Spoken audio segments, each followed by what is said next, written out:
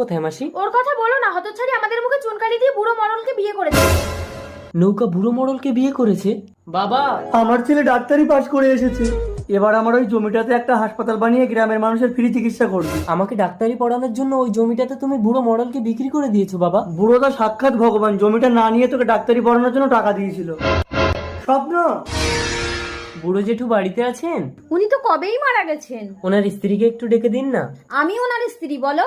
আপনি তাহলে দ্বিতীয় স্ত্রীকে? 7 বছর আগে স্বামীকে মেরে ওকে তো আমি প্রেগনেন্ট অবস্থায় তাড়িয়ে দিয়েছি। তার মানে আমার স্বপ্ন পূরণের জন্য নৌকা নিজের স্বপ্ন বিসর্জন দিয়েছে?